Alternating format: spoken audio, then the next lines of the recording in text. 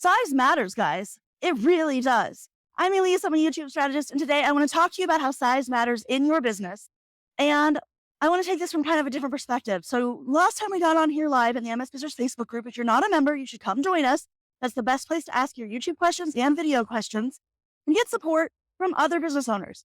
But the last live that I did was all about the aftermath of doing something in your business. And you can go back and watch that video. But today I want to talk about the size of the things that you're doing. So a lot of times as business owners, we set this big, mighty goal. And that might be for sales. It might be, I need to get a whole year of social media posting scheduled, or a week, or 2 months, or whatever the case might be. And those goals feel big. This depends on where you are in your business as to the size and what it means to you.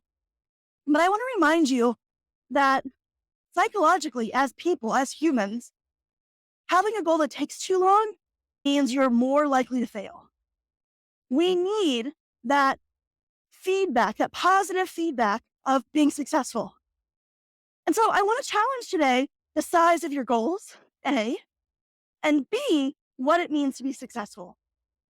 So if your goal is, let's say, you want to get 100 sales or 10, depending upon the size of your business, on this next thing that you're doing, this next launch, your new product, whatever it may be, and you don't hit that goal of 100 or 10, and how do you feel?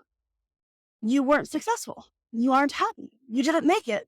Now, some of us are perfectly okay with failing. Like, I actually am completely fine with failing most of the time.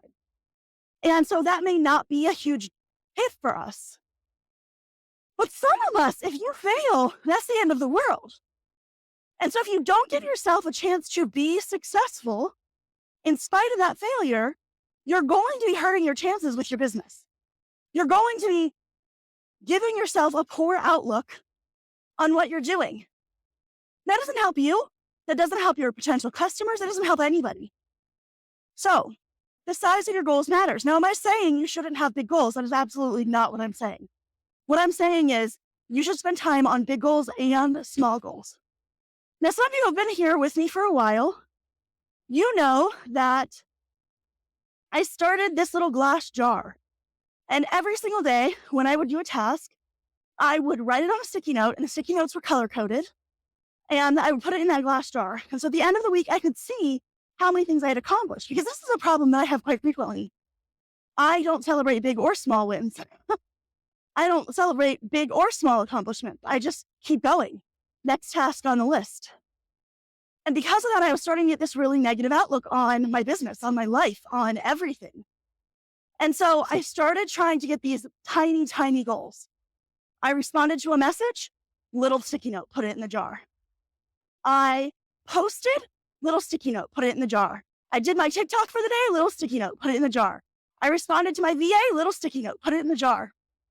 And it was crazy how when I got in the mentality of every time I get something accomplished, every time I do one of these tiny, small wins, I get a reward of seeing that jar fill up. It made such a big difference on my outlook. And so this is the same kind of thing I want to encourage you to do. You need to be making the small wins matter in whatever way works for you. Now, I'm not currently using my jar because doing that for several months really shifted my outlook, and it wasn't necessary for me anymore.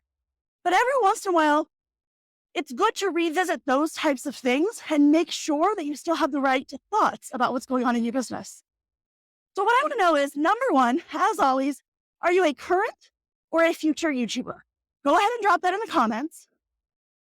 Then I want you to tell me one way that you celebrate small wins and one way that you celebrate big wins. So I just told you one example of me putting the sticky notes in the jar. I found this did help me with my mindset, but I started to feel bad for wasting so many sticky notes. Downside, right? So what things have you done in a similar manner to celebrate your small wins? Big wins.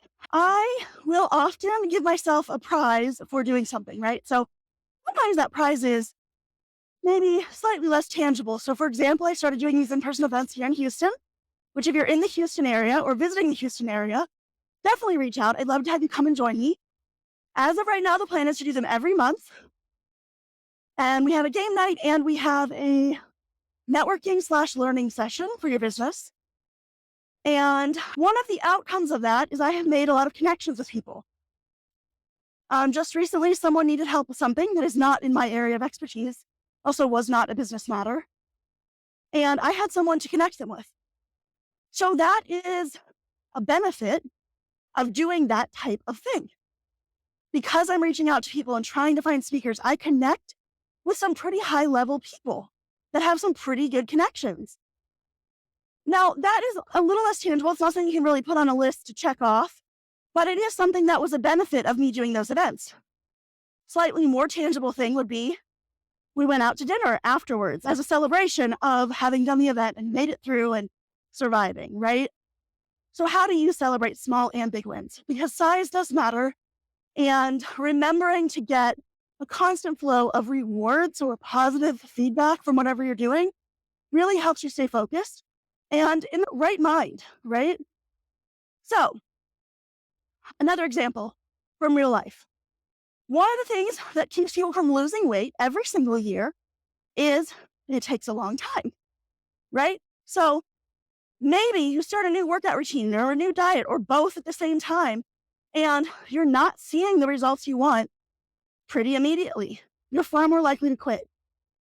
So guys, how can you make it so that you can start to see the results in your business before you see the big results? I'd love to hear what you have to say about this, what you think, how you do it for yourself. Guys, that's all I have for today. So I hope to see you again next time.